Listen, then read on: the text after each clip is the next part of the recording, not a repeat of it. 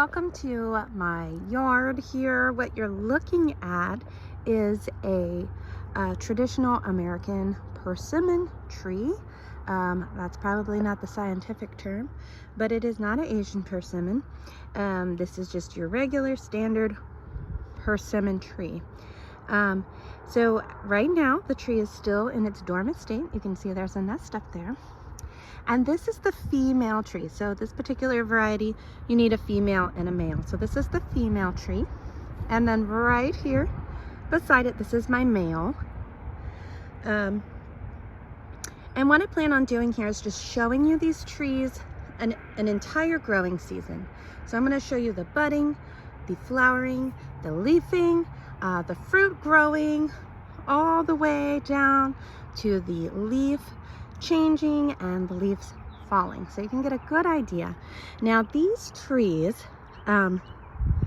really like to send up little shooter trees, but you do need a male and a female of this particular type of tree. So if you plant one and it's not from a nursery where it has been identified as a male or a female, you should definitely plant a couple. I would say maybe 4 or 5, just to be sure that you do have a male and a female.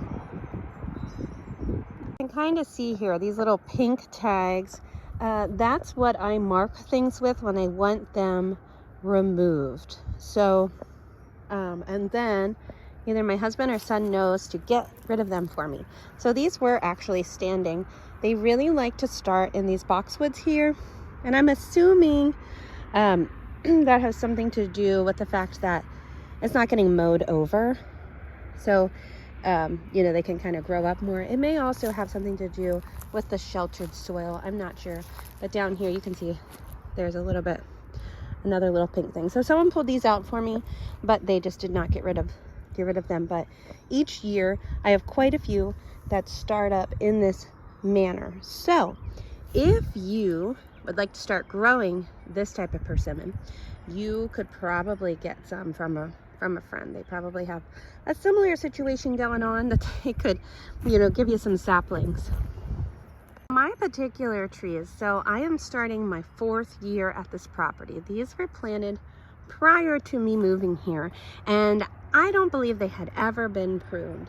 So they were, the leaves actually came out, and there's not the leaves, the branches came out, and there's a slight incline here, a slight bank, and the like leaves and the branches would graze the ground. And so when I moved in, I heavily pruned these just so we could maintain around these trees better.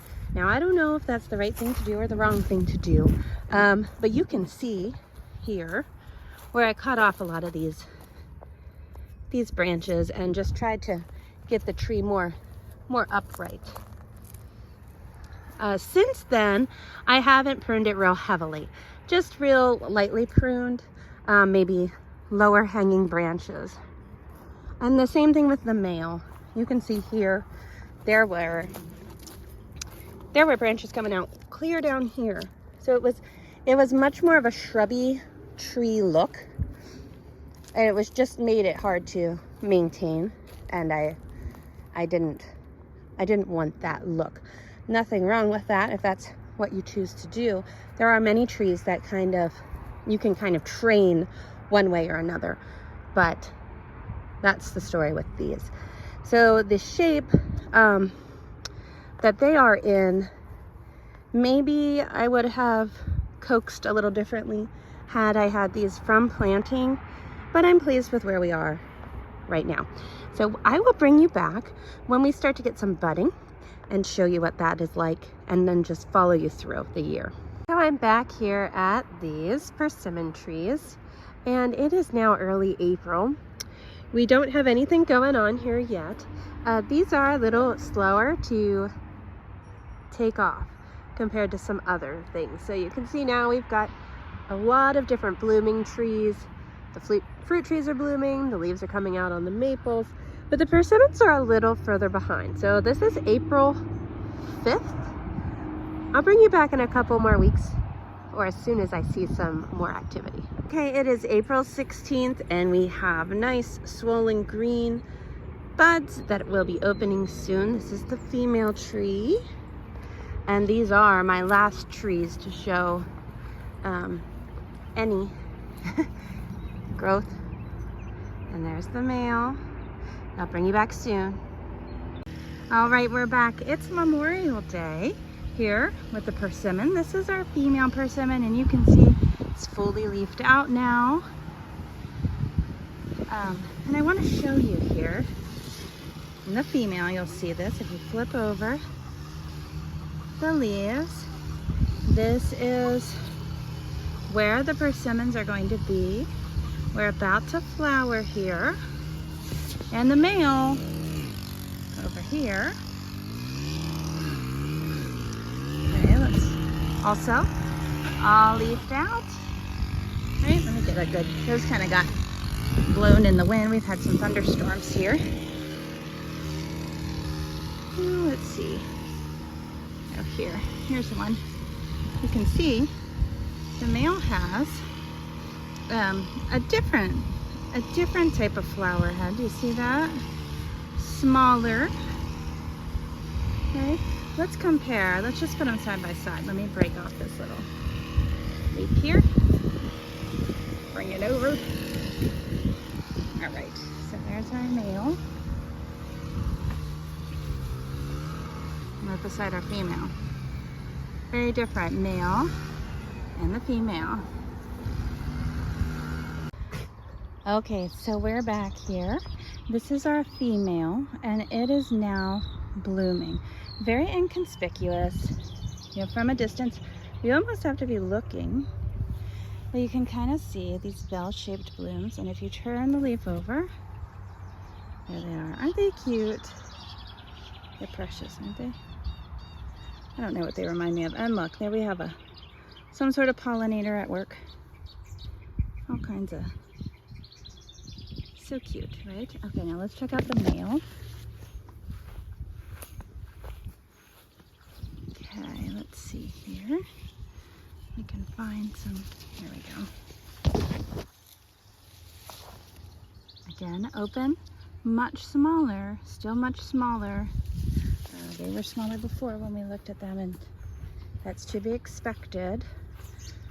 And here's one that's like almost ready to open a little bit.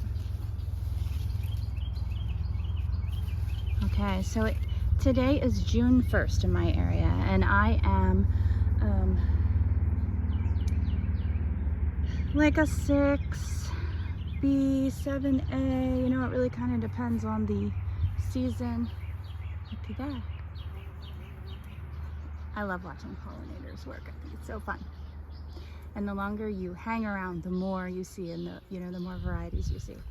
Okay, so we will come back and we will follow up on this at a later date. All right, so it's time to recap, check in on these persimmons. It is the very end of June. Tomorrow is the 1st of July here. And it is getting very dry, very, very dry. And the persimmons are growing. So you can kind of see, this is a view from above them. You can kind of see where the fruits are. These little petals indicate them. And if you turn it over, look at that. They're forming. So right now, I'd say they're on average about the size of a dime or so, some smaller, some larger, so many. And you can kind of see, I'm going to step back from this tree because I want you to take a look at the female and the male. Okay, so here's the female. Oh, right to the top there. That's the female. There's the male. Now, this is when I really start to notice, going forward from now, how heavily laden the female becomes. The branches are really going to start to bow down with the weight of the persimmon, and the male, he gets to stay perky and happy, just doing his thing. Let me show you the male and what things are looking like over there. So remember, there were flowers at the male, but now Okay, there's nothing. There's no indication any longer of those. And I also want to show you, so I told you about how someone had pulled out all the baby persimmons for me. Well, there's more, and they're back with a vengeance. I don't know if you can see here, and I told you about how they loved it in these boxwoods. So here, and well, actually that may not have been one. That is one for sure. Right here is another. They are coming forward here. See down there, that's pretty good sized. So there you have it. I will bring you back in a couple more months so you can see the persimmons again before they start to change color and ripen. So the season is progressing. We are now in the very beginning of September. It is September 2nd, and I don't know if you can see, this is the female tree here, so this is the fruiting tree. Do you see the limbs? And there's the male, all spry. So our fruit is growing here. Let's see if we can find just some. And you can see they are approximately the size of a nickel right now in diameter. Still very green, and a lot of fruit. They're very camouflaged. And you have to look, you know, at the underside, just like the flowers were. But there is a lot of fruit. Now this one here is probably damaged. That's probably why it's turning color, because it's too early for it to turn color. But lots and lots happening. Lots of growth. So it is now October 8th. Days have just gotten a little cooler here in central Pennsylvania where I'm located. Our highs now, this week, they're gonna be like mid-60s. And you can see things are happening. We have some leaves falling. Some leaves are getting a yellowish hue. And you can see the persimmons are becoming much more visible, and we're getting some color change. Now, let me warn you, do not try one of these persimmons. Now this color right now, you can see it's kind of orangey. Is similar to what a ripe Asian persimmon will look like. But this is not an Asian persimmon, and that is not a ripe persimmon, and you do not want to put it in your mouth. They describe these persimmons to have a very astringent taste when they are unripe, and it is said that it's the cold snap, like the freezing cold temperature, that really kind of signifies that, or I guess changes that in this fruit. And you can see they're pretty small, about the size of a nickel to a quarter. They're getting a little softer, but they're still not super soft. We do have some that have fallen just from, you know, natural elements. But from a person who has tried these every week for a couple months until they were ripe, just to make sure that they were actually ripe, I can tell you what they do. I don't know if I would call the taste astringent. It's extremely sour, extremely bitter, and it just kind of gives you like a cotton mouth experience. If you've ever had that before, it just kind of robs your mouth of all moisture. So they're not ripe. And we will be back and we will follow the progress of these. It's going to start to become a really a tree with a lot of visual interest for this time of year. As other trees lose leaves and they look kind of barren, this American persimmon is going to have some interest and some color, and that's fun. And then here beside it, this is the male. As you can see, he's still, let's get around here, he's still bushy. They look like they are totally different trees. We have the female, which is kind of bending over, and the male is nice and bushy. And I'll bring you back in a couple weeks to check back in. So it is now the 1st of November, and we did have a frost. We've had a few frosts, and these are starting to kind of wrinkle up and get real soft. I think I just heard a hawk. But they're not quite ready, but they will be very soon. This is off kilter. This is not the American persimmon. This is the Asian persimmon, but look at these. Do you see the color difference? The others are more of an orangey, mauve, burgundy, and these are like orange.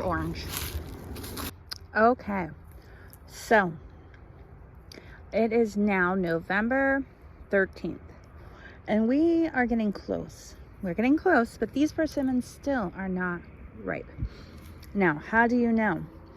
You can tell in part by looks. We're looking for a shriveled up, raisiny type of look. But you can also tell by taste. Now, I recommend that you do not start tasting these until they're looking real wrinkled up. And then you can start tasting them. They're not going to kill you if you try them before. But let me just tell you, it's a very unpleasant experience. So I have been tasting these, and they're getting there. They still have some astringents to them. They're still not ready yet, but they're much closer. They're not puckering on my mouth quite as much, drying it out quite as much. So we are getting there. And I don't know if you can see that orange in the background. That's my one of my Asian persimmons. But we're talking about American persimmons right here. So now, every year is a little different. And in this particular year, our weather stayed warm unseasonably. We have had frosts, and we've had hard frosts. And this morning when I woke up, it was 33 degrees. So it's been cold. And these are starting to become desirable in taste, but they're not there yet. So it's really trial and error, seasonal. But so I'll bring you back. We'll keep checking these. They're about half as terrible as they were the last time I tasted them. So we're getting close. We will come back maybe in another week or so. So this is going to be the last little segment of this American persimmon tree. Now here in this view right now, on the right we have the male American persimmon, and on the left we have the female. And if you aren't super close or aren't super observant, you know, if you're out foraging and in a forest or something, you could kind of mistake the female for just a tree with some leaves. The persimmons are not real remarkable on the exterior at this point. Like I mentioned before, they kind of look like shriveled up raisins in a way. There is a slight orange hue, but on the inside, they're really, really bright and beautiful. Another thing about persimmons that I have found is that woodpeckers really enjoy them. So now these were actually ripe probably about 4 or 5 days ago. I taste tested and they were ready. But I had a lot of high winds and some rain and some snow. And so I thought I would just wait until we had some better weather to show you. So now if I kind of peel this open, there you go. Do you see the bright, beautiful orange? And it is sweet, and there is no bitterness, none of that astringent flavor. It's all gone, and it's kind of miraculous if you do like I do and taste them all along the way. Now, today, where I'm located, which is extremely southern Pennsylvania, southern central Pennsylvania, I am just minutes from state line of Maryland. These are ripening. It's probably within the last week. So, you know, weather each year affects these things, but this year in particular, it was, well, today's date is November 23rd. So, you just kind of have to sample them. We did have a unseasonably warm fall, and then it got cold, and you really do need more than just a frost. You need some really cold, hard freezes before they're ready. And you can kind of see the seed here. So the next issue becomes, how do you get the seeds out? How do you separate the seeds from the pulp, which is what you want to use to make your special treats with? So the best way, well, there's two ways that work fairly well. You can use a food mill, or you can use a real fine colander and just kind of push, you know, the pulp. You can see it's very soft, the pulp through. There's not a whole lot in one persimmon. Right now, they range, I'd say they're about a nickel in diameter. But what is there has a very distinct, very sweet flavor. So I hope you enjoy this video. I hope it has been helpful to you in, you know, discerning the American persimmon and in what to expect and in what it's all like. I've enjoyed filming it for you. You can see there in the distance is still my Asian persimmon. Maybe next year I will do all the stages of the Asian persimmon. So anyways, I'll talk to you again soon in another video, and good luck with your persimmons.